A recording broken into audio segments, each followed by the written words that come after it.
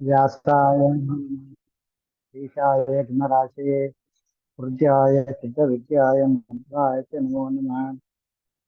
सप्ताङ्गरूपाय सर्वादिष्टानधेतरे ऋणशक्लेशनाशाय पार्थसारथे नमः।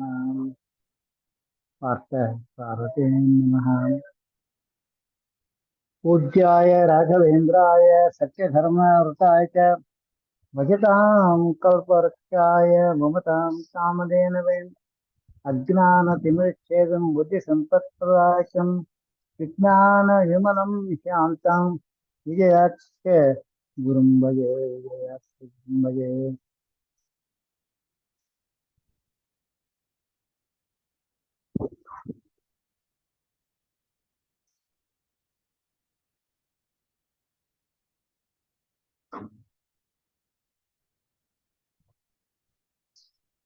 सिद्धसाधनविदबिम्बकाम्बोदके पद्मवल्लभनम विजयविठ्ठलव पद्मवल्लभनम विजयविठ्ठलवल्लभ पद्मवल्लभनम विजयविठ्ठलवल्लभ हरिकथामृतसारगुरुचरणविन्द अपनिते परम भगवद्भक्तरविनागभूते जनादरयुते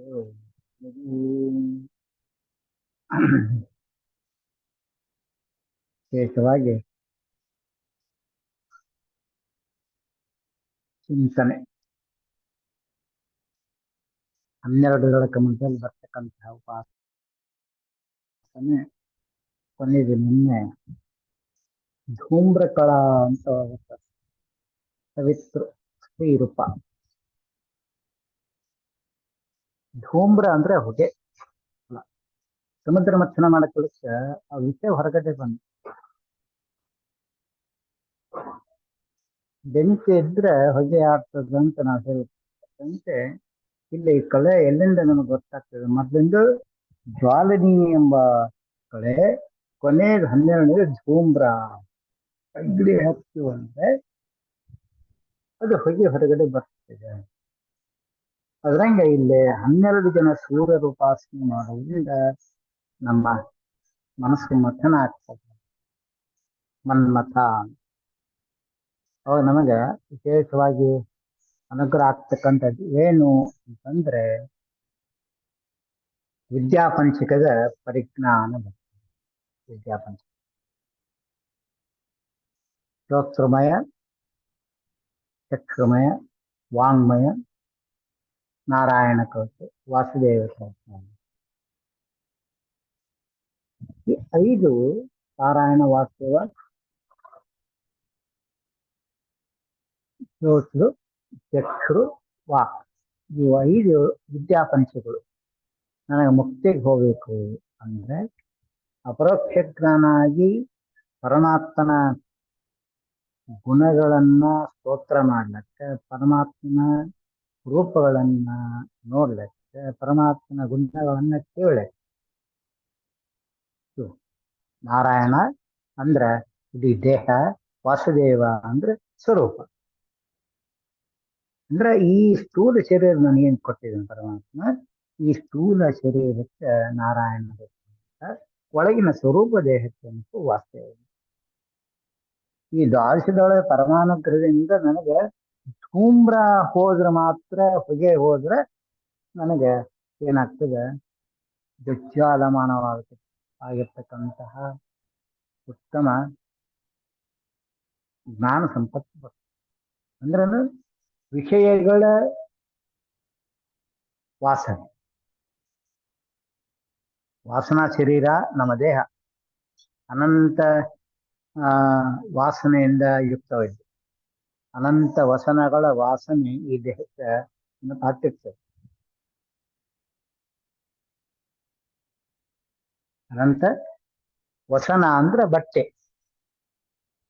ವಾಸನ ಅಂದ್ರೆ ಅದರ ಸ್ಮರಣೆ.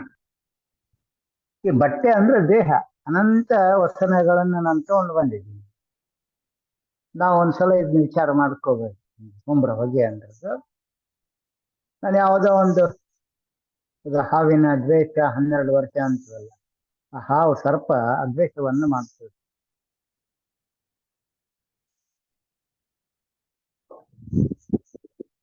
ಅದು ನಾವು ಇವಾಗ ದ್ವೇಷ ಮಾಡಿ ಆ ಸರ್ಪ ಯೋನಿಯಲ್ಲಿ ಬಂದಿದ್ದಕ್ಕೆ ಏನಪ್ಪ ಆ ದ್ವೇಷ ನನಗೆ. ಸ್ವಲ್ಪ ತಪ್ಪಿಗೆ ಘನಘೋರವಾಗಿರ್ತಕ್ಕಂತಹ ಶಿಕ್ಷೆಯನ್ನು ಕೊಡ್ಲಕ್ಕೆ ನಾವು ಪ್ರಯತ್ನ ಪಡ್ತೀವಿ. ಅಂದ್ರೆ ಒಂದು ಹಾವಿಂದ ವಿಚಾರ ತಗೊಂಡು ದೈತ್ಯರ ಗುಣಗಳ ದೇಹದಾಗ ಹುಟ್ಟಿ ಬಂದಿರ್ತೀವಿ ನಾವು.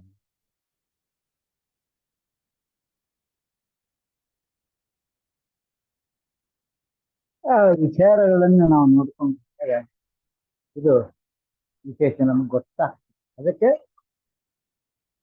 ಅದು ಒಂದೇ ಅಲ್ಲ, ಫಾಕ್ಸ್ ನರಿ ಅಂತ ಬರ್ತದೆ. ನರಿ ಆಯ್ತು, ಬೆಕ್ಕ ಆಯ್ತು, ಕೆಂಪ ಆಯ್ತು, ಜಪ್ಸ್ಕೊಂಡು ಕುತ್ಕೊಂಡು ಏಟ್ ಹಾಕ್ತದೆ, ಒಂದು ಬರ್ತದೆ ಬಂದ್ಮೇಲೆ ಏಟ್ ಹಾಕಮ್ಮ ಅಂತ ಹೇಳ್ತೀನಿ.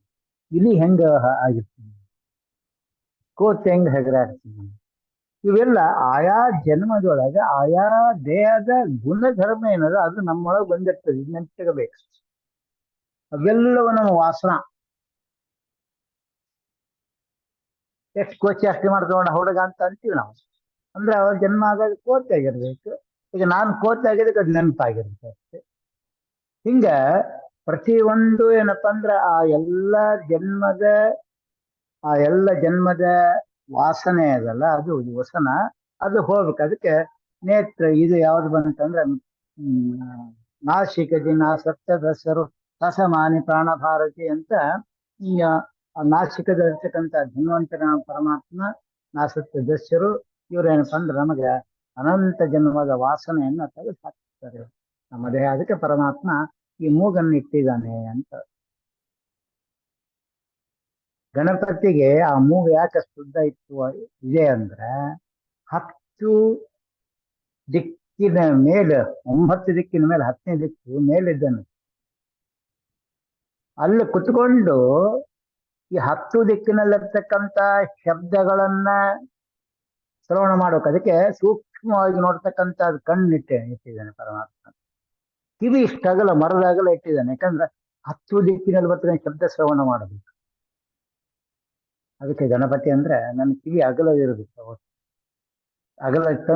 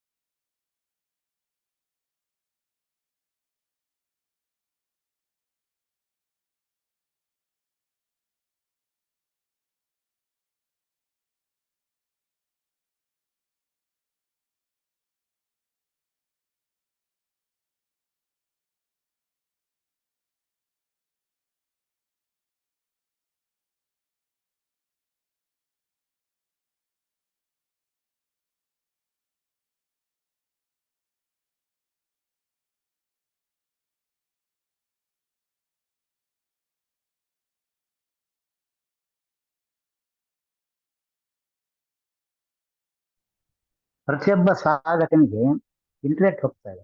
ಮತ್ತೆ ಹುಡುಗಿ ಬಂದಿದ್ದೀನಿ. ಪ್ರತಿಯೊಬ್ಬ ಸಾಧಕನಾದಂಥ ವ್ಯಕ್ತಿ ಎಲ್ಲ ಗ್ರಂಥಗಳನ್ನ ತಗೊಂತೀನಿ ನಾನು. ಆ ಗ್ರಂಥದೊಳಗ ಏನಪ್ಪ ಇಳಿಬೇಕು, ನೀವು ಆಳವಾಗಿ ಇಳಿದಾಗ ಅದು ಏನಾಗ್ತದೆ ನನಗೆ ಒಳಗಿನ ಸಾರ ಗೊತ್ತಾಗ್ತದೆ. ಈ ಸಂಗೀತದೊಳಗ ಸಪ್ತ ಸ್ವರಗಳು ಅಂತ ಹಿಂಗೆ ಬರ್ತವೆ. ಒಂದೊಂದು ಸ್ವರದೊಳಗ ಒಳಗೆ ಇಳಿದಾಗ ಅದ್ರಾಗ ಮೇಲಿನ ಪಟ್ಟಿ ಯಾವುದು, ಕೆಳಗಿನ ಪಟ್ಟಿ ಯಾವುದು, ಕರೆಯದು ಹಿಂಗು, ಬಿಳಿಯದು ಹಿಂಗು, ಕರೆ 4, ಕರೆ 2, ಕರೆ 3, ಬಿಳಿ 1, 2 ಅಂತ ಹಿಂಗೆ ಎಷ್ಟವೋ ಅಲ್ಲೇ ಆ ಧ್ವನಿಯ ಕಂಪನ ಹೆಂಗೆ ಹೆಚ್ಚು ಕಮ್ಮಿ ಆಗ್ತಿರ್ತದೆ. ಅಂದ್ರೆ ಅದೇ 7ರೊಳಗ ಇಡೀ ಜಗತ್ತಿನ ಸಮಸ್ತ ಶಬ್ದಗಳ ಒಂದು ಆಕಾರ ತಂದುಕೊಡ್ತಿದೆ. ಇದನ್ನ ನಾರದೀಯ ಪುರಾಣದೊಳಗ ಭಾಗ 2ರಲ್ಲಿ ಸಂಗೀತ ಶಾಸ್ತ್ರಕ್ಕೆ ಬಹಳ ವರ್ಣನೆ. ಈ ಶಬ್ದ ನಾನು ಹೇಳ್ತಾ ಇದ್ದೀವಿ. ಅದಕ್ಕೆ ಅದನ್ನೆಲ್ಲ ಕೇಳಕ್ಕೆ ಏನಾಗ್ಬೇಕು, ನಾವು ಕಿವಿನ ಅಗಲ ಮಾಡಿಟ್ಕೊಂಡು ನಾವು ಏನಪ್ಪಾ ಅಂದ್ರೆ ಶಾಸ್ತ್ರವನ್ನ ವಿನ್ಯಾಸ ಮಾಡಕ್ಕೆ ಕೆಲವರು ಕಿವಿ ಅಗಲ ಮಾಡಿ ಹಿಂಗೆ ಕೇಳ್ತಾ ಇರ್ತಾರೆ. ನರ್ತನ ಮಾಡ್ಬೇಕಾದ್ರೆ ಕಣ್ಣನ್ನ ದೃಷ್ಟಿ ಇಟ್ಟು ಹಿಂಗ್ ನೋಡ್ತಾ ಇದ್ದಾರೆ. ಆ ಶಬ್ದಗಳನ್ನು ಹೇಳ್ಬೇಕಾದ್ರೆ ಒಂಥರ ನೋಡ್ತಾ ಇದ್ವಿ ನಾವು.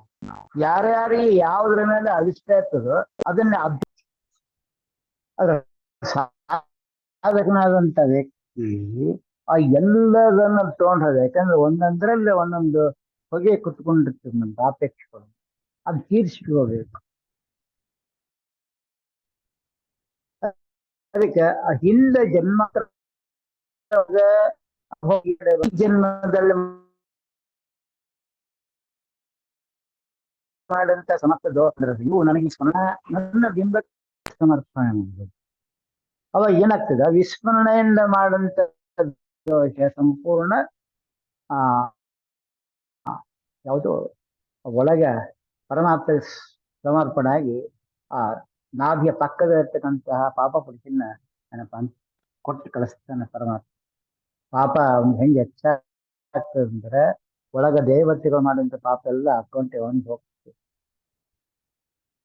ಇಲ್ಲೇ ಗಣಪತಿ ನಮ್ಮ ದ್ವಾದಶ ಇದು ಆರುಗಳ ಕ್ರಮದಲ್ಲಿ ಕುತ್ಕೊಂಡಿರ್ತಾರಲ್ಲ, ಆ ಶಬ್ದಗಳನ್ನ ಅಲ್ಲಿ ಕುತ್ಕೊಂಡು ಇಡೀ ಎಲ್ಲ ದ್ವಾದಶದಲ್ಲಿ ಆಗ್ತಕ್ಕಂಥ ಕೆಳಗಿನ 7 ಮೇಲಿನ 7 ಲೋಕಗಳ ಸಮಸ್ತ ಏನಪ್ಪಾ ಅಂದ್ರೆ ಜೀವರ ಶಬ್ದ ಸ್ಪರ್ಶ ರಸ ರೂಪ ಗಂಧಾದಿಗಳು ಏನಪ್ಪಾ ಅಂದ್ರೆ ಆ ಗಣಪತಿ ತಗೋತಾನ. ಗಂಧ ಅಂದ್ರೆ ವಾಸನೆ, ಗಂಧಭೂಮಿ ಅಂದ್ರೆ ಅದಕ್ಕಂತೆ ಪ್ರಕೃತಿ ಅಂತೀವಿ. ಪ್ರಕೃತಿ ಅನಂತ ಜೀವರಾಶಿಗಳು ಎಲ್ಲ ಪ್ರಕೃತಿ ಅಂತಾನೆ ಆ ಗಣಪತಿ ತಗೋಬೇಕು. ವಾಸನೆ ಮೇಲೆ ಎಲ್ಲ ಕಡೆ ತಗೊಂಡು ಹೋಗಿ ಆ ರೀತಿ ನಾವು ದಶದಿಕ್ ದೇವತೆಗಳ ಉಪಾಸನೆಯನ್ನ ಮಾಡ್ಕೊಂಡಾಗ ಅದು ಸತ್ಯ ಆಗ್ತದೆ. ನನಗೆ ಯಾವ್ಯಾವ್ತಿದ್ನೋ ಆ ಎಲ್ಲ ದೋಷಗಳಿಂದ ನಿವಾರಣೆ ಆಗ್ತದೆ. ಇದಕ್ಕೆ ಧೂಮ್ರೋಪಾಸನೆ ಪೃಷ್ಠರಾಮಕ್ಕೆ ಬರುವ ಬೃಹಸ್ಪತಿ ಅಂತ. ಪೃಷ್ಠನ ಮಗನೇ ಇಂದ್ರದೇವರಿಗೆ ಏನಪ್ಪ ಅಂತಂದ್ರೆ ನಾರಾಯಣ ಕವಚವನ್ನು ಉಪದೇಶ ಮಾಡ್ತಾರೆ. ಬೃಹಸ್ಪತಿ ಆಚಾರ್ಯ ಏನಾಗ್ತದೆ ಅಂದ್ರೆ ಬೃಹಸ್ಪತಿ ಗುರುಗಳು ಅವರಿಗೆ ಅಪಮಾನ ಮಾಡ್ತಾವಂತ ಇಂದ್ರದೇವರು. ಅವಾಗ 3 ವರ್ಷ ಇಂದ್ರ ಸಭೆಯನ್ನು ಬಿಟ್ಟು ತ್ಯಾಗ ಮಾಡಿ ಹೋಗ್ತಾರೆ ಬೃಹಸ್ಪತಿ.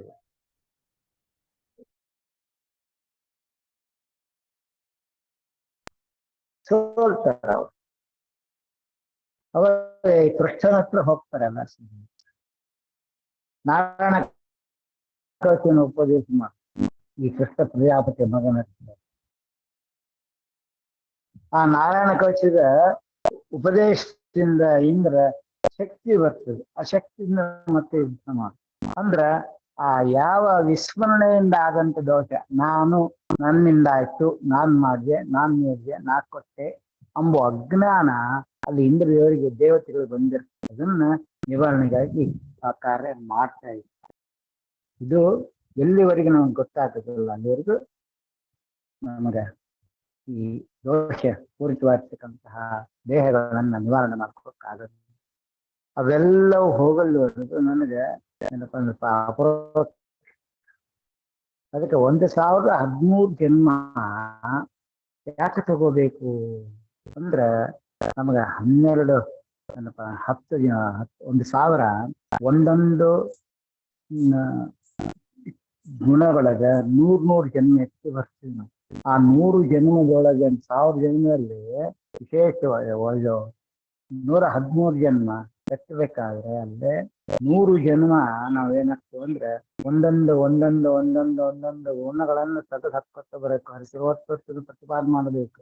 ಒಂದೊಂದರಲ್ಲಿ 10 ಜನ್ಮ 113 ಜನ್ಮ ಬರ್ತದೆ. 1013 113 ಜನ್ಮ ಅಲ್ಲೇ 100 ಜನ್ಮದಲ್ಲಿ ಹರಿಸಿರೋತ್ತಮ ಅಂತ ನನಗೆ ತಗೊಂಡು ಹೋಗ್ಬೇಕಾದ್ರೆ ಆ 100 ಜನ್ಮದ ಕೌಂಟ್ ಆಗಬೇಕಲ್ಲ. ನನಗೆ ವಾಸನೆ ಗೊತ್ತಾಗ ಇದು ಗಣಪತಿ ಅವರಿಗೆ ಮುಂದಿನ ಜನ್ಮ ಬಂದಾಗ ಏನ್ ಕೊಡೋಕ ಅಂತ ಆತ ಗೊತ್ತಾಗ ಅಲ್ಲಿವರೆಗೂ ಆತ ಮೂಗು ಹೋಗ್ತದೆ ವಾಸನೆ.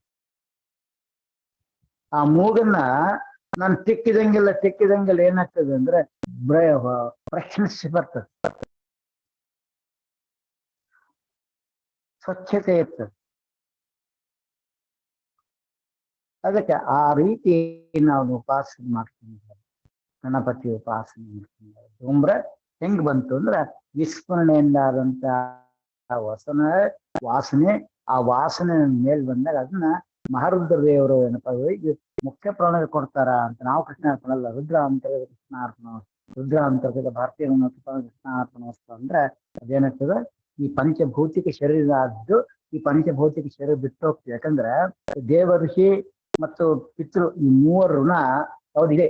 ದೇವತೆ ಋಣ, ಪಿತೃಋಣ, ಋಷಿ ಋಣ ನಮ್ಗೆ ವಾಸನೆ ಗೊತ್ತಾಗ್ಲಿಲ್ಲ ಅಂದ್ರೆ ಅವ್ರ ಋಣ ಹೆಂಗ್ ಗೊತ್ತಾಗ್ಬೇಕು ನಮ್ಗೆ?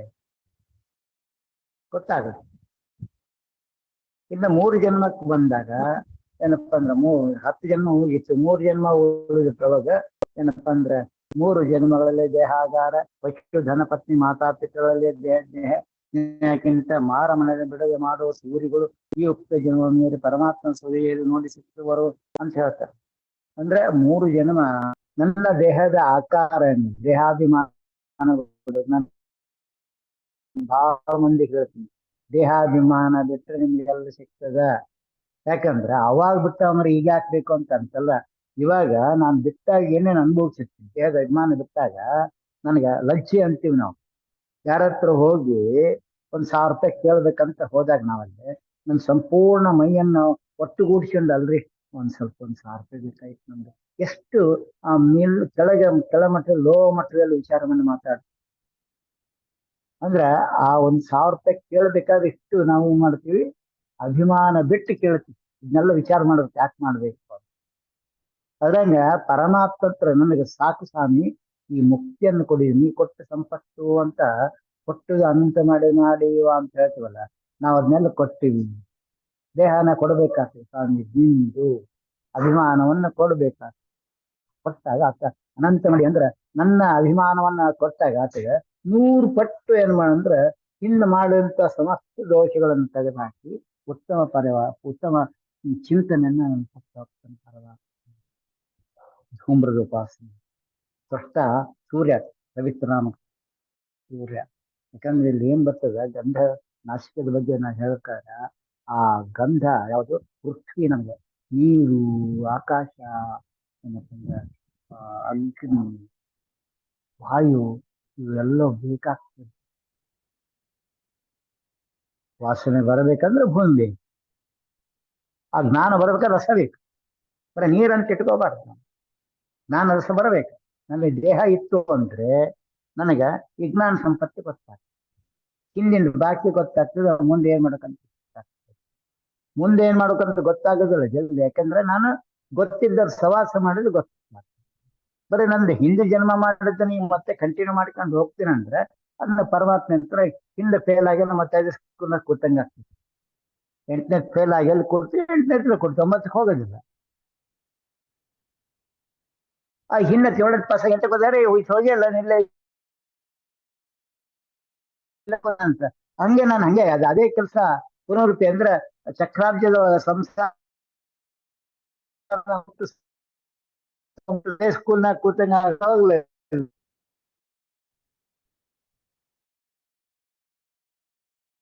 ಹಾಳು ಬಿದ್ದಾಗ ರೋಡ್ ಹೆಂಗ್ ಕಾಣಂಗಿಲ್ಲ ಹಂಗೆ ಜನ್ಮ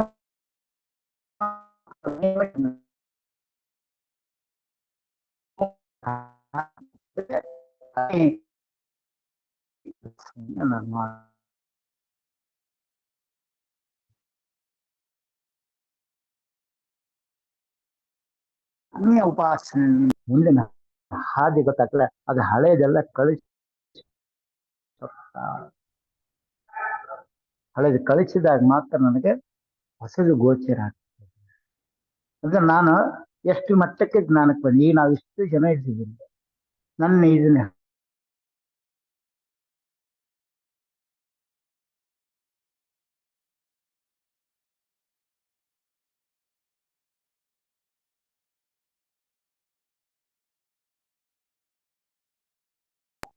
ಪ್ರತಿ ಆದಿತ್ಯವಾರ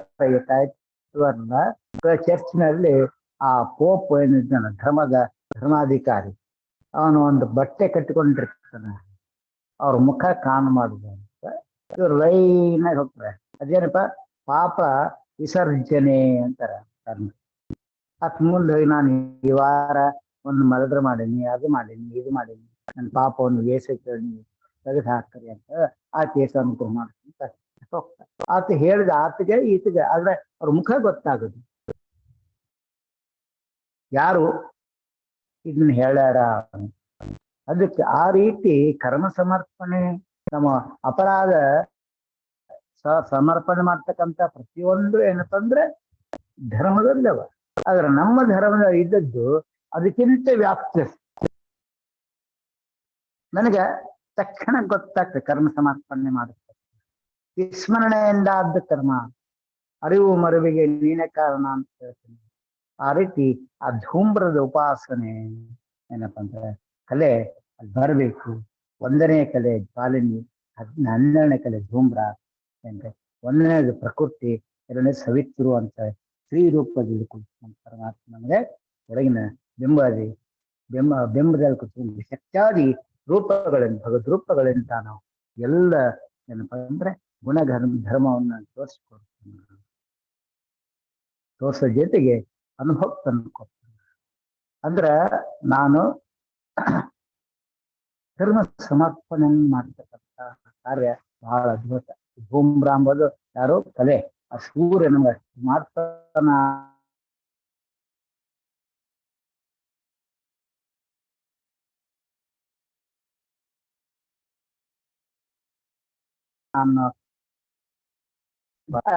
ಒಂದು ವಿಚಾರ ಏನಪ್ಪ ಅಂದ್ರೆ ನಾನು ಆ ಸಮರ್ಪಣೆ ಟೈಮ್ಗೆ ಯಾರಿಗೆ ಆತ್ಮೀಯತೆ ಗೆಳೆಯನಂದಡಿ ವೈಕುಂಠ ರಮಣ ಅನ್ನುವಂಥ ಪರಮಾತ್ಮ ಗೆಳೆಯನಾಗಿದ್ದಾನೆ.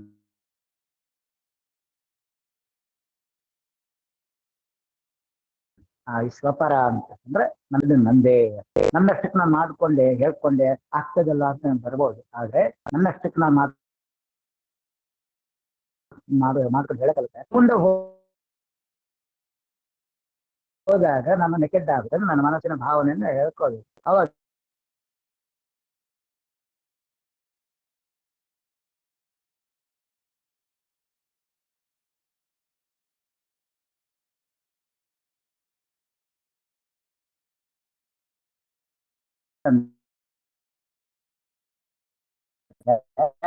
ಅಲ್ಲೇ ಮನಸ್ಸನ್ನೇ ಸ್ವಚ್ಛ ಮಾಡ್ಕೊಂತಕ್ಕಂಥ ಕಾರ್ಯ.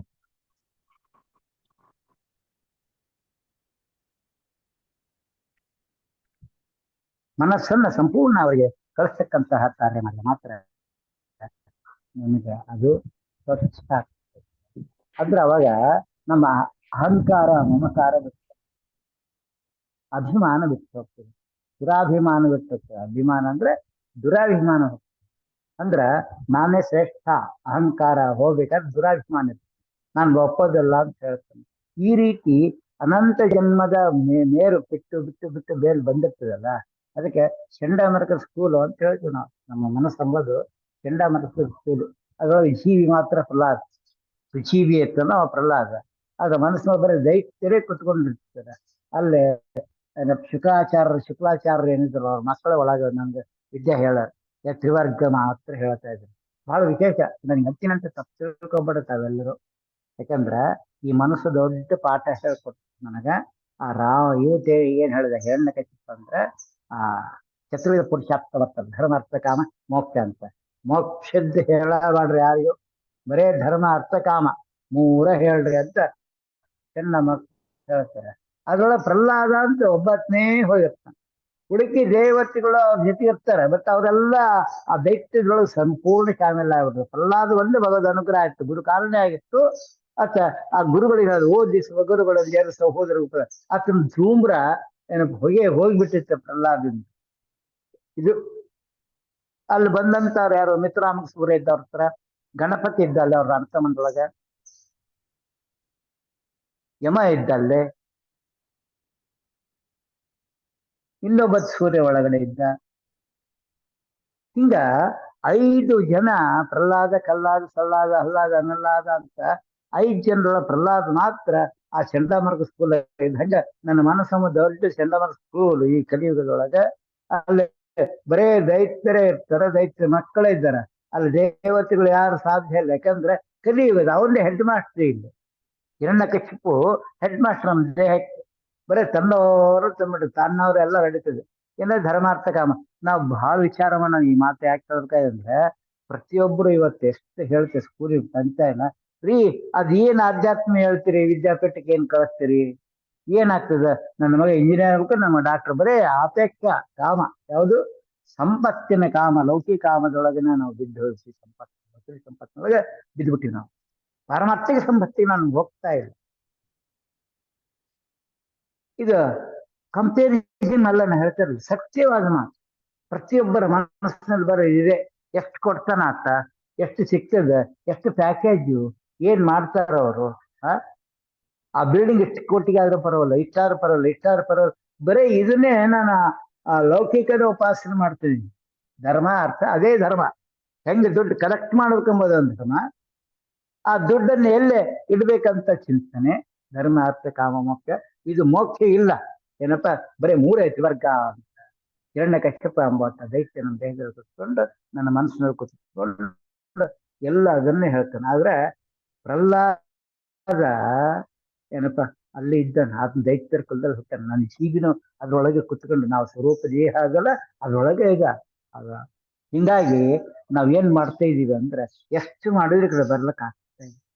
ಪ್ರಹ್ಲಾದ ಒಬ್ಬತ್ತನೇ ಭಾಗದಿಂದ ಇದುವರೆ ನೋಡ್ರಿ, ಪ್ರಹ್ಲಾದ ಒಪ್ಪತ್ತಿಂದ ಹೆಸರು ಬರ್ತದೆ, ಉಡುಕಿದ್ರು ಬರ್ಲಿಲ್ಲ. ಸಲ್ಲಾದಿಂದ ಬರ್ಲೇ ಇಲ್ಲ. ಸಲ್ಲಾದ ಅಂದ್ರೆ ಈಗ ಬಂದ, ಅಹ್ಲಾದನ್ ಬಂದ, ಅನಲ್ಲಾದ ಬರ್ಲಿಲ್ಲ, ಸಲ್ಲಾದ ಬರ್ಲಿಲ್ಲ. ಅವರೆಲ್ಲ ಆ ಹಸಿರಿ ಯೋಜನೆಯೊಳಗೆ ಸಂಪೂರ್ಣ ಮುಚ್ಚೋಗ್ಬಿಟ್ರು, ಧೂಮ್ರದಲ್ಲಿ ಕೂರ್ತು ಬಿಟ್ಟಿದ್ರು ಅವ್ರು. ಪರಮಾತ್ಮ ಕಂಡು ದರ್ಶನ ಆಗ್ಲಿಲ್ಲ ಅವ್ರು ಯಾರಿಗೂ. ಎಲ್ಲೋ ಚೂರು ಮಿಣಕ್ ಬೆಳಕು ಬಂತಿಲ್ಲ, ಗುಡ್ಡಕ್ಕೆ ಬಂತು ಹೊರತು ಅವ್ರಿಗೆ ದರ್ಶನ ಆಗಲಿಲ್ಲ. ಕಾರಣ ಆ ಹೊಗೆ, ದೈತ್ಯ ಕುಲದ ಹೊಗೆ ಅವ್ರಿಗೆ ಅಷ್ಟು ತುಂಬಿಟ್ಟಿತ್ತು. ಪ್ರಹ್ಲಾದಿಗೆ 10,200 ವರ್ಷ ಸರಿಯಾದ ಹೊಟ್ಟೆಯಲ್ಲಿ ಕೂತ್ಕೊಂಡು ಪರಮ ಪೂಜ್ಯ ನಾರದಿಂದ ಉಪಕೃತನಾಗಿ, ಉಪದೇಶನಾಗಿ, ಭಾಗವತ ನಾರಾಯಣನ ರೂಪ ಲೀಲೆಗಳನ್ನ ಕೊಂಡಾಡಿ ಏನಪ್ಪಾ ಕಷ್ಟದೊಳಗೆ ಹೊಟ್ಟೆ ಒಳಗೆ ಕುತ್ಕೊಂಡು ಚಿಂತನೆ ಮಾಡ್ತಾ, ಅದಕ್ಕೆ ಆತಗೆ ಎಲ್ಲಿ ಕೂತ್ರು ಪರಮಾತ್ಮ ಸ್ತೋತ್ರ ಬಂತು. ಕಂಡಲ್ಲಿ ಹರಿರೂಪ ಕಾಣ್ತಿದ್ದ. ಆ ನಾಗರಾವು ಏನಪ್ಪ ಅಂದ್ರೆ ಪರಮಾತ್ಮನ ಸಂಕಷ್ಟನ ರೂಪದಲ್ಲಿ ಬಂದ ಹಾವು. ಆನೆ ದೈತ್ಯ ಗಜರಾಜನಾಗಿ ಬಂದ ಪರಮಾತ್ಮ. ನೀವು ಸ್ವಲ್ಪ ಭಾಗವತ ನೋಟು ಗೊತ್ತಾಗ್ತದೆ. ಬರೇ ಕಥೆ ಓದಿ ಸಂತೋಷ ಪಡೋದಲ್ಲ, ನಾನು ಹೆಂಗಿದ್ದೀನಿ ಅಂತ ಆಲೋಚನೆ ಮಾಡ್ಬೇಕು. ನನಗೆ ಹೆಂಗಿದೆ ಇವಾಗ, ನಾನು ಆ ಪ್ರಹ್ಲಾದಂತ ಆಗ್ಲಿಕ್ಕೆ ಆಗ್ತದೆ, 100% ಆಗ್ತದೆ. ಪ್ರಹ್ಲಾದ ದೃಢ ಕೆಡಲಿಲ್ಲ, ಧೃತಿ ಪಡ್ಲಿಲ್ಲ, ಹರಿ ಇದ್ದಾನ ಅಂತ ಹೋದ, ಪರಮಾತ್ಮ ಇದ್ದಾನ ಅಂತ ಹೋಗ್ತಿದ್ದ. ಆ ವಿಶ್ವಾಸ ಆತ ಬಂತು. ಕಲ್ಲಕ್ಕೆ ಹಾಕಿದ, ಮುಳ್ಳಕ್ಕೆ ಹಾಕಿದ, ಬೇಕಾದ ಇದು ನೀರ್ನ ಹಾಕಿದ, ಮತ್ತೆ ನಾರಾಯಣ ನಾರಾಯಣ ಅಂತ ಬರ್ತಿದ್ದ. ಆ ರೀತಿ ಆತ ಆ ಕೂಮ್ರ ವಸನಗಳನ್ನ ಅವೆಲ್ಲ ತೆಗೆದು ಹಾಕೊಂಡಿದ್ದ. ನಮಗೆ ಕೋಟಿ ವಸನ ಹಂಗೆ ಮೇಲೆ ಕೂತ್ಕೊಂಡ. ಕೌದಿ ಒಳಗ 58 ಸೀರೆ ಹೋಗಿ ಕಲ್ಸಿ ಅಂದ್ರೆ ನಮ್ಮ ಕಡೆ ಕೌದಿ ಅಂತ ಮಾಡ್ತಾರೆ, ನಿಮ್ ಕಡೆ ಮಾಡ್ತಾರೆ ಎಲ್ಲ ಗೊತ್ತಿಲ್ಲ. ಆ ಕೌದಿ ಹೊಲಿ ಹೋಗಿ ನಮ್ ಜೀವನ ಆಗಿದೆ.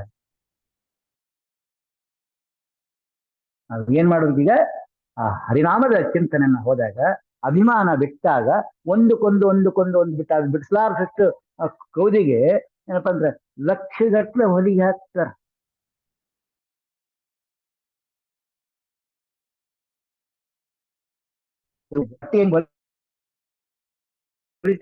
ಸೀರೆ ಒಳಗಡೆ ಸೇರಿ ಹಳೆ ಬಟ್ಟೆ ಸೇರ್ತಿ ಅಂದ್ರೆ ನಮ್ ದೇಹ ಬಿಚ್ಚಲಿಕ್ಕೆ ಆಗ್ತಾ ಇಲ್ಲ. ಕಾರಣ ಹೆಂಗೆ ಬಿಚ್ಚಬೇಕಂತ ಗೊತ್ತಿಲ್ಲ. 4 ದೇಹ ಅದ, 4 ದೇಹದಾಗ ಅನಂತ ಕೋಟಿ ಜೀವರಾಶಿ ಇದ್ರೆ ಎಲ್ಲ ದೈತ್ಯ ಕರ್ಮ ಬಿದ್ದು ಬಿಟ್ಟಿನಿ. ವಿಶ್ವನ್ನ ಎಂಬ ಚಿಂತನೆ ನಾನು ಬಿದ್ದಿದ್ದೀನಿ. ಇದು ನಮಗ ಏನಪ್ಪ ದುಃಖದಾಯಕ ಸಂತತಿ. ಇದರಿಂದ ನಾನು ಹೊರಗೆ ಬರಬೇಕು ಅಂದ್ರೆ ಆ ಕೃಷ್ಣನಾಮಕ ಸೂರ್ಯನಂತರಲ್ಲಿ ಇರ್ತಕ್ಕಂಥ ಪವಿತ್ರ ಮಂಡಲ ಮಧ್ಯಸ್ಥ ಅಂತ ಹೇಳ್ತೀವಿ. ಆ ಸೂರ್ಯ ಮಂಡಲದ ಮಧ್ಯದಲ್ಲಿ ಇರ್ತಕ್ಕಂಥ ಆದಿತ್ಯ ನಾರಾಯಣ ಉಪಾಸ ಅಥವಾ ಆ ಶಬ್ದಗಳನ್ನ ಅಲ್ಲಿ ಸಮರ್ಪಣೆ ಮಾಡಬೇಕು. ಈಗ ನನ್ನ ಬಾಯಲ್ಲಿ ಬರ್ತದ ಈ ಶಬ್ದ ಮನೋ ಆಕಾಶದಲ್ಲಿರ್ತಕ್ಕಂಥ ಸವಿತ್ರ ಮಂಡಲದಲ್ಲಿರ್ತಕ್ಕಂಥ ಆ ಸೂರ್ಯ ನಾರಾಯಣಗೆ ಏನಪ್ಪ ಈ ನಾವು ಹೇಳೋದ್ ಬೇಡ, ಅವೇ ಹೋಗಿ ಅಲ್ಲಿಂದ ವಾಪಸ್ ಬರ್ತಾವ. ಅಲ್ಲೇ ಆ ಆದಿತ್ಯಗೆ ಸಮರ್ಪಣೆ ಮಾಡಿ ಆ ಶಬ್ದ ಮತ್ತೆ ಬಂದು ಮತ್ತೆ ಹೊರಗಡೆ ನಮ್ಮ ಕಡೆಯಿಂದ ಹೊರಗಡೆ ಬಂದು ಮತ್ತೆ ಕಿವಿಯಿಂದ ಒಳಗಡೆ ಹೋಗಿ ಆ ಅಷ್ಟಗಳ ಬಂದು ಕೂತ್ಕೊಂಡಿರ್ತಾರೆ. ಹಾಗಾಗಿ 51 ಭಗವದ್ ರೂಪಗಳು ಈ ರೀತಿ ಉಪಾಸ ಕರ್ಮವನ್ನು ಮಾಡ್ತಾ ಇರ್ತಾರೆ. ಇದನ್ನ ನನಗೆ ಅಭಿಮಾನ ಬಿಟ್ಟರೆ ಗೊತ್ತಾಗ್ತದೆ ಹೊರತು ಅಭಿಮಾನ ಇಟ್ಕೊಂಡು ಅಲ್ವೇ ಅದು ಹೆಂಗಾಗ್ತದೆ ಹೇಳ್ರಿ ಅಂದ್ರೆ, ಇಲ್ಲ ನಿನ್ ಹಂಗ್ ಗೊತ್ತಾಗಲ್ಲ, ಇದು ಮಾಡ್ಲಿ ಹೇಳ್ತೀನಿ ಅಂತ ಹೇಳ್ತಾರೆ. ನಂಗೆ ನಾಚಿ ಬರ್ತೇವಲ್ಲ, ಹೋಗಿ ಅದು ಹೋಗಿ ತೊಗೊಂಬ, ಅದ್ ಹೆಂಗ್ ತರ್ಬೇಕು ನಂಗೆ ನಿದ್ದೆ ಬರಲ್ಲ, ನನಗೆ ಅಲ್ಲಿ ಮುಟ್ಲಕ್ ಭಯ ಬರ್ತದೆ. ಯಾಕೆ ಭಯ? ನನ್ನ ಅಭಿಮಾನ ಶೂನ್ಯ. ನಾ ಪ್ರಹ್ಲಾದಿಗೆ ಆ ಭಯ ಬಂತೆ. ಅಗ್ನಿ ಹಾಕು, ವಿಷ ಕುಡಿ, ರೈಟ್. ಆ ಭಯ ಭಯನಾಶನ ಆ ನರಸಿಂಹನ ಉಪಾಸನೆಗೆ ಯಾಕೆ? ಅದಕ್ಕೆ ಅಭಿಮಾನ ತ್ಯಾಗ ಮಾಡಿದ್ದ ಪ್ರಹ್ಲಾದ. ಆ ಪ್ರಹ್ಲಾದ ಎಲ್ಲ ಕಡೆ ಪಾಠ ಆಯ್ತಂತ. ನಾನು ಜೀವಿ ಪ್ರಹ್ಲಾದಂತಾಗ ಆ ಧೂಮ್ರ ಕೇತು ಅಂತೇವೆ. ಕೇತು ಅಂದ್ರೆ ದೈತ್ಯವ. ಆ ದೋಷ ಎಲ್ಲ ಸಂಪೂರ್ಣ ಸುಟ್ಟು ಹೋಗ್ತದೆ ಆ ಪವಿತ್ರ ಮಂಡಲ ಮಧ್ಯೆ. ಅಂದ್ರೆ ನನ್ನ ಶಬ್ದಗಳೆಲ್ಲವೂ ಮನೋ ಆಕಾರ ಆ ಮುಖ್ಯ ಶಬ್ದ ಮತ್ತೆ ವಾಪಸ್ ಅವಾಗ ದಾಸ್ಯಾಕ್ಷರ ಮಂತ್ರ ಇರ್ತಕ್ಕಂಥ ಈ ಸೂರ್ಯನ ಅನುಗ್ರಹ ನಾವು ಪಾತ್ರ ಆಗ್ತೀವಿ. ಇದರಂತೆ ಇವತ್ತು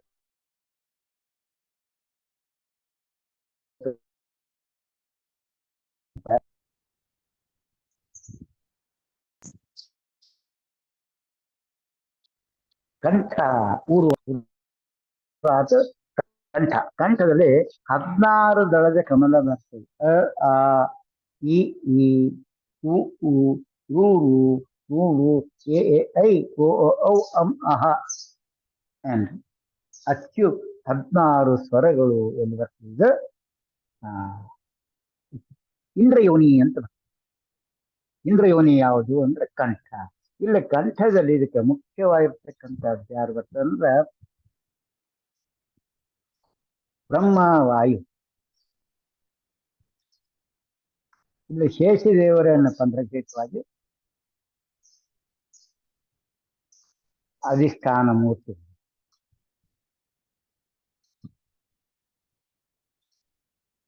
ಯಾರು ಈ ಉಪಾಸನೆ ಅಂತ ತಗೋತಾರೆ.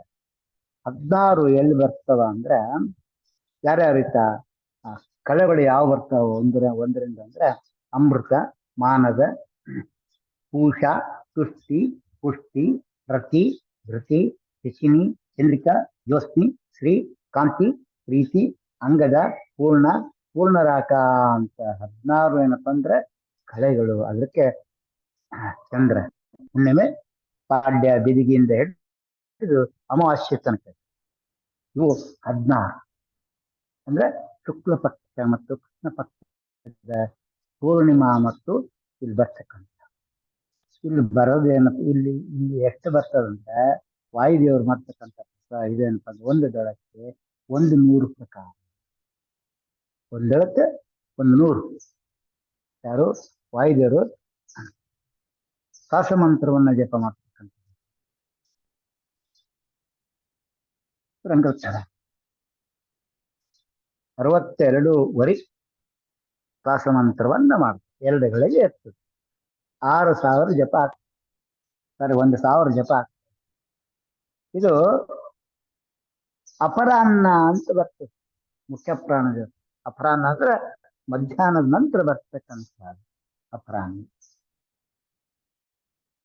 ಪ್ರತಿಹಾರ ನಾಮಕ ಪರಮಾತ್ಮ ರೂಪ ಅನಿರುದ್ಧ ಸ್ತ್ರೀಯರಿಗೆ ವಿಶೇಷವಾಗಿ ಅನುಗ್ರಹ. ಯಾರ್ಯಾರು ಸ್ತ್ರೀಯರು ಯಾರು? ನಾವೆಲ್ಲರೂ ಸ್ತ್ರೀಯರಾಗ ಅಂದ್ರೆ ಪುರುಷ ಮಾತ್ರ ಬಿಂಬ ಮಾತ್ರ ಪುರುಷ, ಹುಡುಕಿದರೆಲ್ಲ ಸ್ತ್ರೀಯರು ಅಂತ ಬರ್ತದೆ ಕಾಲ. ಅಂದ್ರೆ ಅಲ್ಲಿಗೆ ನಾವು ಏನಾಗ್ತೀವಿ ಅಂದ್ರೆ ಮಧ್ಯಾಹ್ನ ಅಂದ್ರೆ ಬೆಳಗ್ಗೆ ಅಂದ್ರೆ ಹುಟ್ಟಿರ್ತೀವಿ, ಮಧ್ಯಾಹ್ನಕ್ಕೆ ಯೌವನ ಇರ್ತದೆ, ಲಗ್ನ ಇರ್ತದೆ, ಮಕ್ಕಳ ಹಚ್ಚಿದ ಮಧ್ಯಾಹ್ನ ಆಗ್ಬಿಟ್ಟಿತ್ತು ಆಗ್ಲೇ.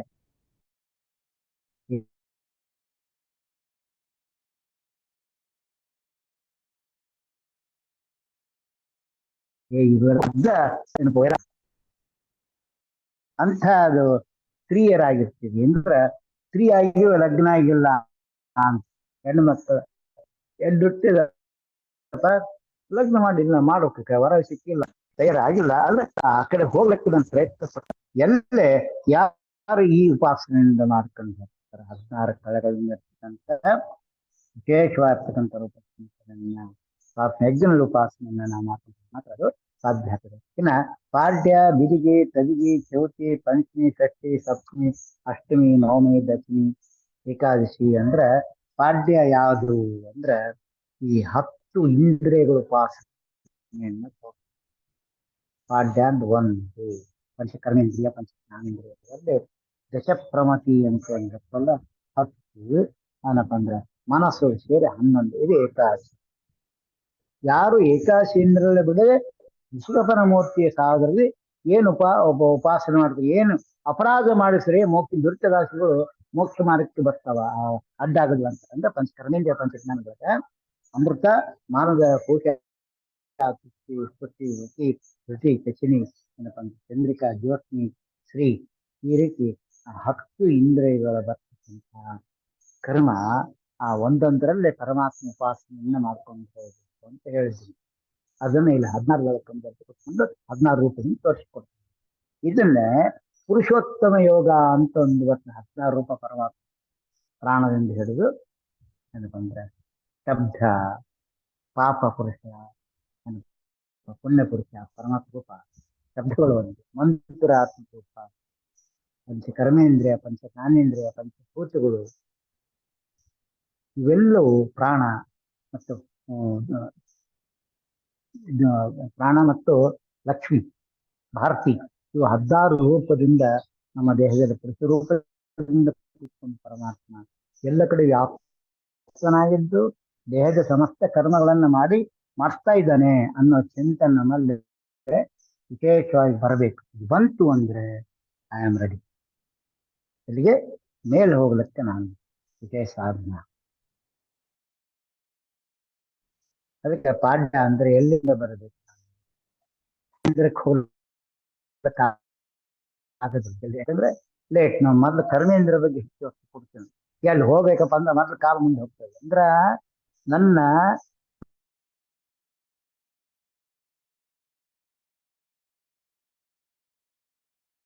ಪಾದ ವಾಕ್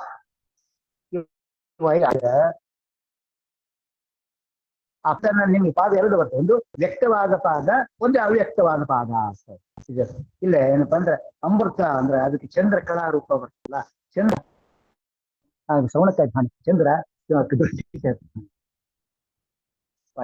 ಬಹಳ ವಿಶೇಷ ತಗೋಬೇಕಂದ್ರೆ ವಿದ್ಯಾಪಂಚಕನಾದ ಸಿದ್ಧಿ ಆಗಿತ್ತು ಅಂತಂತ ಶ್ರೋತ್ರಮಯ ಚಕ್ಷುರ್ಮಯ ವಾಂಗ್ಮಯ ಇವು 3 ಕಣ್ಣು ಕಿವಿ ಏನಪ್ಪ ಅಂದ್ರೆ ನಾಲಿಗೆ ಇವು 3 ಆ ಅಮೃತ ತುಂಬಿದಂತ ಚಂದ್ರನ ಅಧೀನ. ಚಂದ್ರ ಅಮೃತವನ್ನು ನೀಡ್ತಾನೆ ಅಂದ್ರೆ ಪಾಡ್ಯ ನನ್ನ ಪಾದ ಹೆಂಗಿರ್ಬೇಕು, ನನ್ನ ಮನಸ್ಸು ಹೆಂಗ್ ಹೋಗ್ಬೇಕು ಎಂಬುದನ್ನ ಈ ಪಾಡ್ಯದ ಉಪಾಸನೆ 16 ದಳದಲ್ಲಿ ಬರ್ತದೆ.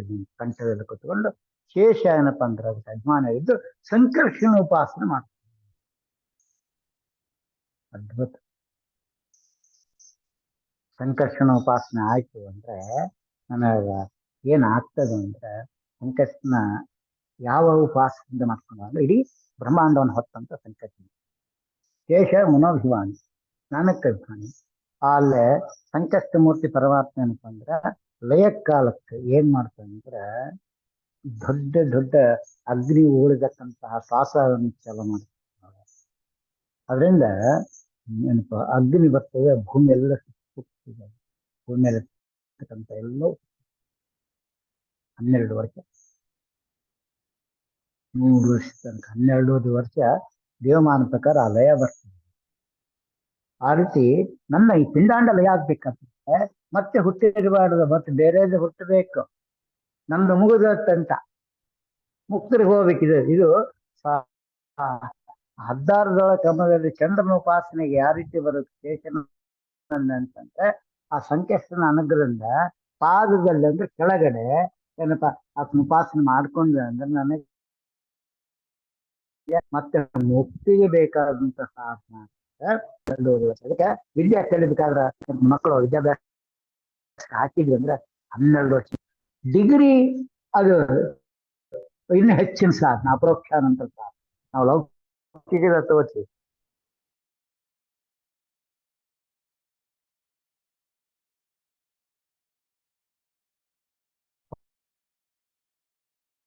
ಹನ್ನೆರಡು 12 ವರ್ಷ ಬೇಕು. ನಮ್ಗೆ ಅಪರೋಕ್ಷ ಆಗ್ಬೇಕಾದ್ರೆ ಆ ಪರಮಾತ್ಮ ಗುಣ ಗೊತ್ತಾಗಬೇಕಾದ್ರೆ ಇದು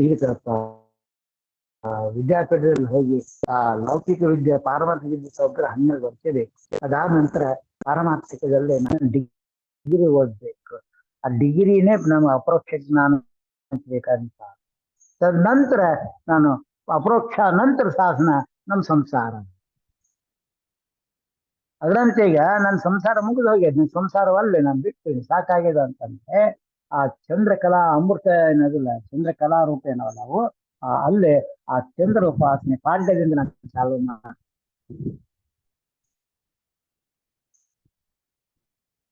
ವಿಶೇಷವಾಗಿ ನಾನು ಅವತ್ತು ಪಾದ ಅಮೃತ ಚಿನ್ನದಂತದ್ದು. ಮನುಷ್ಯ ಅದರ ಗುಣ ಸ್ವಭಾವದಲ್ಲಿರ್ತಕ್ಕಂಥ ದೇವ ಸ್ವಭಾವ ಪ್ರಕಟ ಆಗ್ತದೆ. ಮನಸ್ಸಿಂದ ನಾನು ಮೊನ್ನೆ ಹೇಳಿದ್ದೇನೆ, ಇಲ್ಲೇ ಕುತ್ಕೊಂಡು ಬೇಕಾದಲ್ಲಿ ಹೋಗ್ಬೋದು. ನಾನು ಇದನ್ನ ಜಗನ್ನಾಥ ರಾಯರು ನಮ್ಗೆ ತೋರಿಸ್ಕೊಡ್ತಾರೆ, ಗುರುಸಿ ಇಟ್ಟು ತೋರಿಸ್ಕೊಡ್ತಿದ್ದೆ ನಾವು. ಅಲ್ಲಿ ಜಗನ್ನಾಥ ತಿರುಪತಿ ಕುತ್ಕೊಂಡು ಗುರುಸಿ ಇಟ್ಟು ಇದ್ರೆ ಬೇಸಿತ್ತು ಅಂತ ತಕ್ಷಣ ಪಟ್ನ ಹೋಗಿ ಅಲ್ಲಿಂದ ಅಲ್ಲಿಗೆ ಹೋಗ್ಬಿಟ್ಟು ಅಷ್ಟು ಮನೋವೇಗದಿಂದ ಹೋಗ್ತಕ್ಕಂಥ ಶಕ್ತಿ ಅಂದ್ರೆ ದೇಹಾಭಿಮಾನ ಬಿಟ್ಟರೆ ಮಾತ್ರ ಬರ್ತದೆ, ಅಲ್ಲಿ ಹೋಗ್ಲಿಕ್ಕೆ ಬರ್ತದೆ. ನಮಗದು ಗೊತ್ತು. ಏನಪ್ಪ ನಾ ಎಲ್ಲೋ ಹೋಗಿದ್ದೆ, ಅವ್ರ ಹತ್ರ ಕುತ್ಕೊಂಡು ಮಾತಾಡಿದ್ದೆ ಅಂತ ತಕ್ಕಂತ ನಮ್ಮ ಸ್ಮರಣೆ ಬಂದರೆ ಇವಾಗ ಮನಸ್ಸು ಹೋಗಿ ಬಂದ್ಬಿಡ್ತೀವಿ ಅಲ್ಲಿ. ಅದ್ರಂಗ ದೇಹ ಬಿಟ್ಟಲ್ಲಿ ಹೋಗ್ತಕ್ಕಂಥ ಕಾರ್ಯ ಆಗುತ್ತೆ. ವೈಕುಂಠಕ್ಕೆ ಹೋಗ್ಬೇಕು ನಾವು ಇಲ್ಲಿಂದ. ಆ ಸಪ್ತ ಪ್ರಕಾರ ಚಿಂತನೆ ಬರ್ಬೇಕು ನನಗೆ. ಅಲ್ಲಿ ಒಳಗಡೆ ಹೋದಂತ ಎಲ್ಲ ಕರ್ಮ ಆ ಪಾದ ವೆನುಪದ ವಾಗ್ಮ ನವಮಯ ಪಾದ ರೂಪ ಇದ್ರು ಪ್ರಹ್ಲಾದ ಪೋಷಕ ಅಂತ ಹೇಳ್ತೀವಿ ನಾವು. ಪ್ರಹ್ಲಾದ ಪೋಷಕನಾದಂತಹ ನರಸಿಂಹ ಈ ದೇಹಕ್ಕೆ ಅಭಿಮಾನಿ ಇದ್ದಾನ, ಆತನ ಅನುಗ್ರಹ ಆಯ್ತು ಅಂತ ನನಗೆ ಏನಪ್ಪ ಈ ಸ್ಥೂಲ ಪಾದ ಅದು ಮಾನಸಿಕ ಪಾದ ಆಗ್ತದೆ. ಅಲ್ಲಿ ಹೋಗ್ಲಿಕ್ಕೆ ನನಗೆ ಅನುಗ್ರಹ ಆಗ್ತದೆ. ಇದಕ್ಕೆ ಚಂದ್ರಕಲೆಯಲ್ಲಿ ಬರ್ತಕ್ಕಂಥ ರೂಪ, ಷೋಡಶ ಕಲೆಯಲ್ಲಿ ಬರ್ತಕ್ಕಂಥದ್ದು ಆ ಜ್ಞಾನ ಮಾರ್ಗ. ಕ ಮತ್ತು ಕ ಕಾರ ಕಲಿತು ನರಸಿಂಹ ಆಶ್ರಯ ಅಂತ. ಒಳಗಡೆ ಕ ಅಂದ್ರ ಆನಂದ ಮುಖ್ಯ ಪಡೆದ್ರು, ಕ ಅಂದ್ರ ನಮ್ಮ ಇವರು ಯಾರು ಮುರುಘಗಳು ಈ ದೇಹದಾಗ ಆಶ್ರಯ ಆಗಿರ್ತಾರ ಅಂತ ಹೇಳಿದ್ರೆ 72,000 ನಾಡಲ್ಲಿ.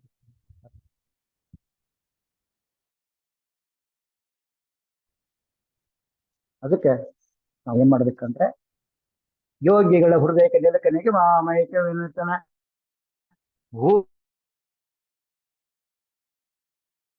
ಗಗನ ಪಾತಾಳ ವ್ಯಾಪ್ತ ಜಲಪಂಚ ಅದು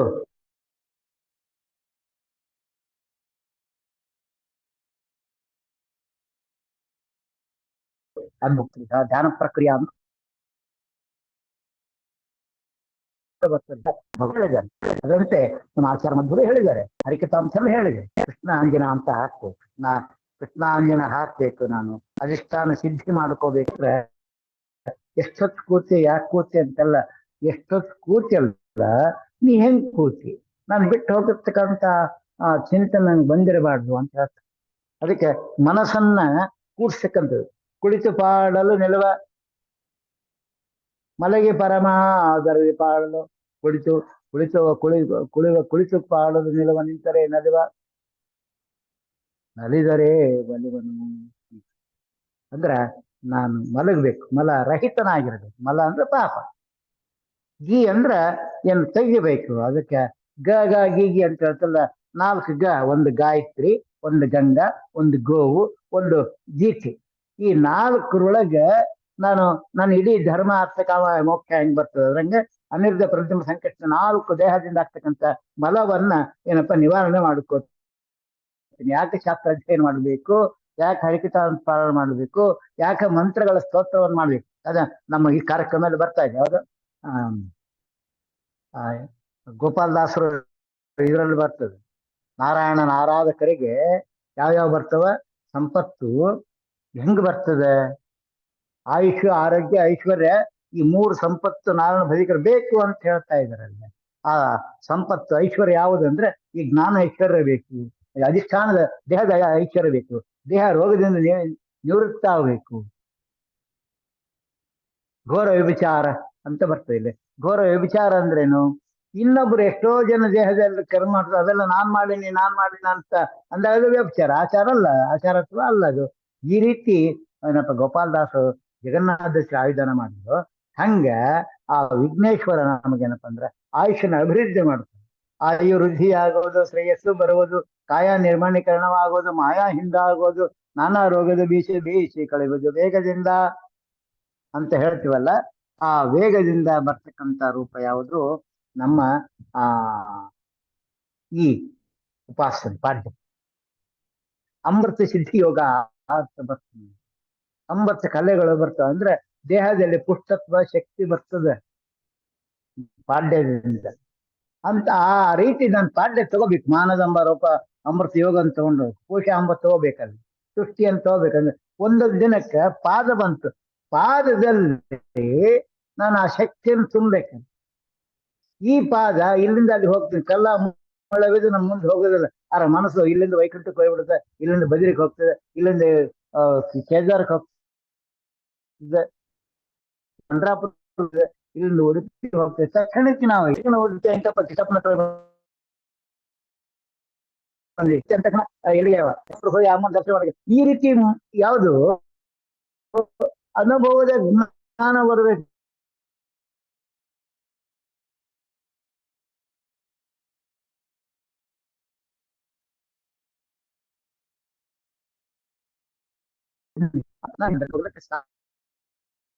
ಉಪಾಸನೆಗಾಗಿ ಈ ಇಂದ್ರಿಯಗಳ ಉಪಾಸಕ ನನ್ನ ಉಪಾಸನೆ ತಗೊಂಡು ಹೋಗ್ಬೇಕು. ನಾನು ವೈಕುಂಠಕ್ಕೆ ಹೋಗ್ಬೇಕಾದ್ರೆ, ಯಾಕಂದ್ರೆ ಆ ಇಂದ್ರಿಯಗಳು ನಮ್ಮ ಸಲ ತಮ್ಮ ಸಾಧನಕ್ಕಿದ್ದಾರೆ ನಮ್ಮ ದೇಹದೊಳಗೆ ಆ ಜಯಂತ ಮಿತ್ರನಾಮಕ ಸೂರ್ಯ ನಮ್ಮಪ್ಪ ಈಗ ಸಾರಿ ಜಯಂತ ಕೃಷ್ಣ ಇಂದ್ರದೇವರ ಮಗ, ಅಲ್ಲಿ ಪಾದ ಮಾನ ಜಯಂತೊಳಗೆ ಸಮೇತ ನಾಮಕನಿಪ್ಪ ಪಾದ ಅಂಗಟಲ್ಲಿ ಭಾರವದ್ರೂಪ ಮುಖ್ಯ ಪ್ರಾಣದರು ಕೃಷ್ಣ ಏನಪ್ಪ ಈ ಇಂದ್ರ ಮಗ ಜಯಂತ ಇಷ್ಟೆಲ್ಲ ಕೂತ್ಕೊಂಡಿದ್ರು. ಅವ್ರು ಏನ್ ಮಾಡ್ತಾರೆ? ಭಾರವನ್ನು ಹೊತ್ತಾರೆ. ಭಾರವದ್ರೂಪ ನಾಮಕ ಮುಖ್ಯ ಪ್ರಾಣದರು ಕೂತ್ಕೊಂಡಿರೋದು ಎಲ್ಲ ನಮ್ಮ ಪಾದದಲ್ಲಿ, ಪಾದ ಅಂಗುಷ್ಟದಲ್ಲಿ ಉಪ್ಪು ಈ ಹೆಬ್ಬಟ್ಟಿನಲ್ಲಿ ಕೂತ್ಕೊಂಡಿದ್ರು. ಇದೆಲ್ಲ ರೂಪ ಏನಪ್ಪಾ ಅಂದ್ರೆ ಉಪಾಸನೆ ಮಾಡಬೇಕಾದ್ರೆ ನಾನು ಅವರೆಲ್ಲ ಈ ಕ್ಷುದ್ರವಾದಂತಹ ನಿಕೃಷ್ಟ ಬಿದ್ದು ಹೋಗ್ತಕ್ಕಂಥ ಶರೀರ ಸಲ ಕೂತ್ಕೊಂಡ್ರ ಇಲ್ಲ, ಅಲ್ಲೇ ಈ ಇಡೀ ಪಿಂಡಾಂಡ ಇದಿದು, ಇಡೀ ಬ್ರಹ್ಮಾಂಡದ ಇದು. ಈ ಬ್ರಹ್ಮಾಂಡವನ್ನೆಲ್ಲ ಹೊತ್ಕೊಂಡಿದ್ದಾನೆ ಕೃಷ್ಣ. ಭಾರವನ್ನೆಲ್ಲ ತಗೊಂಡಿದ್ದಾನೆ. ಮುಖ್ಯ ಪ್ರಾಣದ ಆಕಾರವನ್ನು ಮಾಡ್ತಾ ಇದ್ರೆ ಜಯಂತ ಯಾಕಿದ್ದಾನ ಅಂದ್ರ ಜೀವರ ಕಾರ್ಯಕ್ಕಾಗಿ. ಜೀವಾಭಿಮಾನಿ ಇಂದ್ರ ಜಯಂತ ನಾಮಕ ಪರಮಾತ್ಮ ಇದ್ದು ಏನ್ ಮಾಡ್ತಾನ? ನನ್ನ ವೈಕುಂಠ ಕರ್ಕೊಂಡು ಹೋಗ್ತಕ್ಕಂಥ ಹಾದಿ ತೋರಿಸ್ಬೇಕು ಅಲ್ಲಿ ಕೂತ್ಕೊಂಡು ಪಾದದಲ್ಲಿ. ಈ ಭಾವನೆ ನಮ್ಮಲ್ಲಿ ಪ್ರಕಟ. ಇದು ಎಲ್ಲೇ ಕಂಠದೊಳಗಿರ್ತಕ್ಕಂಥದ್ದು. ಅಲ್ಲಿ ಎಷ್ಟು ಸ್ವಲ್ಪ ಇರ್ತದ ನಿಮ್ಗೆ ಹೇಳ ಹತ್ತಿರ ಆಗ್ತದ. ಆ ಮುಖ್ಯ ಪ್ರಾಣದೇವರು ಶ್ವಾಸ ಕ್ರಿಯೆ ಎಷ್ಟು ಕೊಡ್ತಾರ ಅಂದ್ರೆ 62ವರೆ ಒಂದ್ ದಳಕ್ಕೆ ತಗೋತಾರ. ಅದಕ್ಕೆ ನಮಗೇನಪ್ಪ ಸತ್ವಗುಣ ಒಂಚೂರು ಬರ್ಬರೇ ಆಗಲೇ ರಾಜೇಶ್ ಹೋಗ್ಬಿಡ್ತೀವಿ ನಾವು. ರಾಜೇಶ್ ಬರೋದ್ರೆ ತಾಮಸ್ ಬಂದ್ಬಿಡ್ತೀವಿ ನಾವು. 16 ರೌಂಡ್ ಹಾಕಿ ನಾವು ಮುಖ್ಯ ಚೇತನ ಸ್ವರೂಪ. ಅದಕ್ಕೆ ನಾವ್ ಏನ್ ಮಾಡ್ಬೇಕಂದ್ರ ಅದು ಬಂದಾಗ ಗಟ್ಟಿ ಇಟ್ಕೊಬೇಕು, ಅದೇ ಸ್ಥಿರ ಆಗ್ತದೆ. ತಮೋ ಅಂದ್ರೆ ಗಟ್ಟಿ ದೃಢ. ಆ ದೃಢವನ್ನ ನಾವು ತಗೊಂಡು ಒಂದೊಂದು ದಳದಲ್ಲಿ ಕುತ್ಕೊಂಡು ವಿಚಾರ ಮಾಡ್ತಕ್ಕಂಥ ಕಾರ್ಯಕ್ಕೆ ನಾವು ಏನಪ್ಪ ಅಂದ್ರೆ ಉಪಾಸನೆ ಮಾಡೋಣ. ನಾಳೆಗೆ ಇದ್ರ ಮುಂದಿನ ಚಿಂತನೆ ಶಿವಮನ ಅಂತ.